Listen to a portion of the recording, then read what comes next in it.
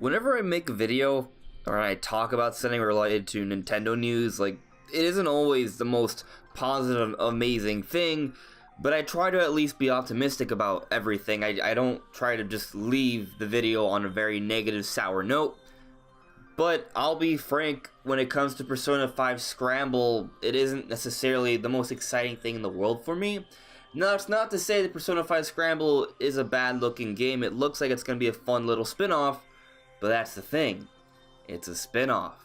We weren't expecting a spin-off. P5S, a lot of people thought that was going to be Persona 5 Switch, not Scramble for both PS4 and Switch. Now, the good news is that it's at least some sort of Persona 5 related game on the Nintendo Switch that is something, but it isn't what people were expecting. We were all expecting Persona 5. We weren't even expecting Persona 5 the Royal necessarily, but Persona 5, and that doesn't seem like it's happening, at least for now, and that's pretty disappointing.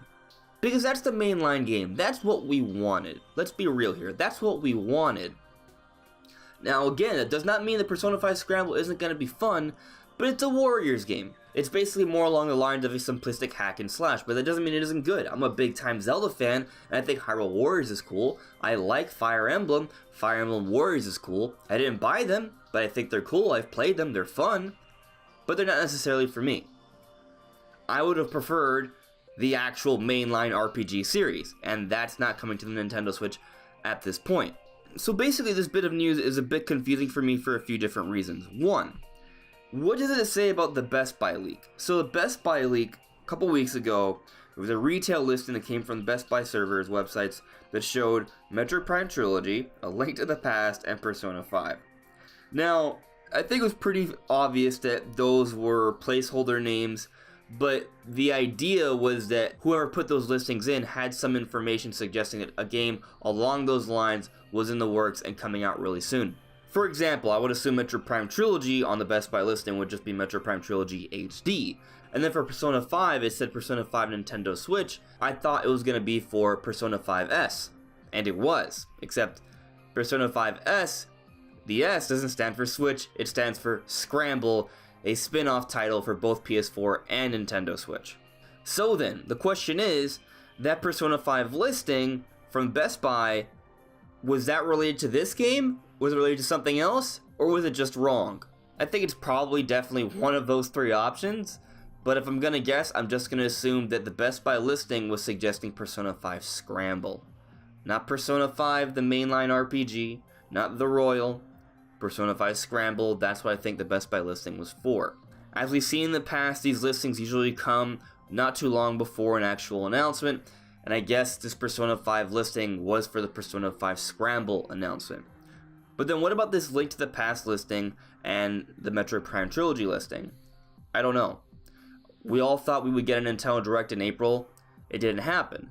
Now, we kind of did. Nintendo just didn't call it a Nintendo Direct. There was a 16-minute Smash video talking about the 3.0 update and Joker. There was a lot of content there. That was a Smash Direct in my opinion. They just didn't call it a Direct. It's weird. Nintendo loves to throw curveballs. They love to do things that we don't really expect. A lot of our announcements that we've gotten this month have come without a Direct. We have the date for Mario Maker 2. We got the Labo VR. All of these different things have been happening coming from Nintendo without an actual Nintendo Direct. It's very reminiscent of what happened in January when we thought we would get a January Direct and we didn't. So when it comes to the Link to the Past of Metroid Prime Trilogy, well, at least for Link to the Past, I really don't know what that's for. I think it was confusing even the first time we saw it. And maybe nothing. It may just be a mistake. Or maybe it's related to some sort of Super Nintendo thing that we'll see later down the line. Maybe at E3, which will be at the beginning of June. And when it comes to Metroid Prime Trilogy, well, we've had several different sources talk about it for a while now. But because Metroid Prime 4 was delayed, many have also thought that Prime Trilogy has also been delayed internally, and that's why we haven't seen it yet. But if Prime 4 wasn't being delayed, we would have seen Metroid Prime Trilogy at this point. I think there's a pretty good chance of that.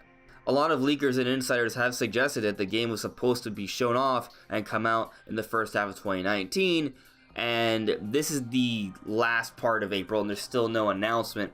I really don't think there's any time left to announce Metroid Prime Trilogy. I was really hopeful that we were going to get a Nintendo Direct in April they were going to announce Metroid Prime Trilogy, and then it would have been like a late May release, kind of like the same way they handled Labo VR. They had an announcement, and then about a month later, the game came out. That's what I was kind of thinking and hoping, since it was just going to be an HD port, something along those lines.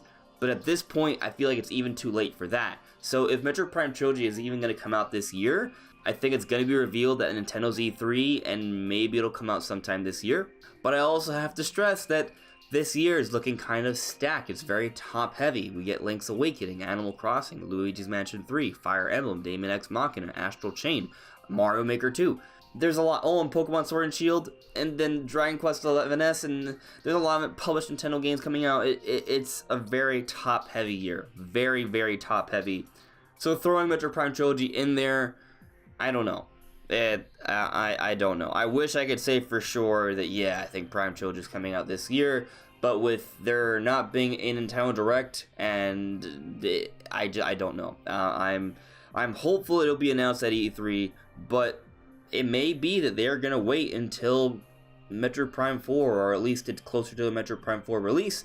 And we recently have seen that Retro Studios is hiring a whole bunch of lead artists and developers for the development of Metroid Prime 4, which doesn't really suggest that they are anywhere close to getting this game done. Not that that should come as any shock, because they restarted development at the beginning of the year.